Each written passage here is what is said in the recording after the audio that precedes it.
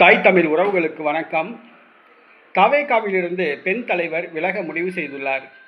தமிழக வெற்றிக் கழகத்திலிருந்து பெண் தலைவர் விலக முடிவு செய்துள்ளார் என்ற தலைப்பில் இந்த காணொலியை காண்கிறோம்.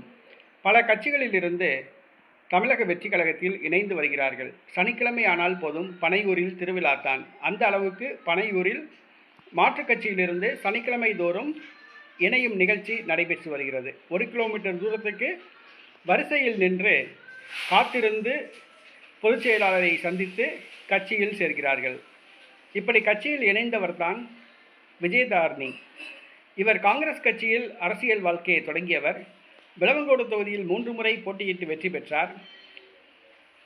தனது பதவியை ராஜினாமா செய்துவிட்டு பாஜகவில் இணைந்தார்.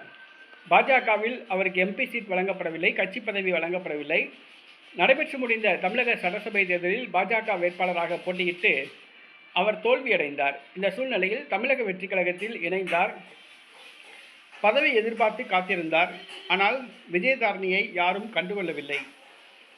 மேலும் உள்ளூரிலும் தவேகா தொண்டர்கள் விஜயதாரணியை ஒரு பொருட்டாக கருதவில்லை.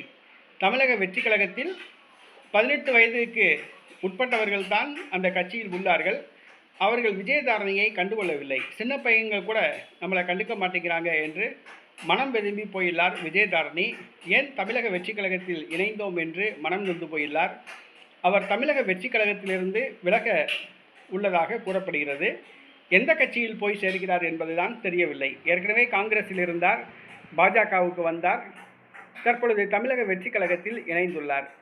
திராவிட கட்சிகளில் போய் இணைகிறாரா என்பது தெரியவில்லை.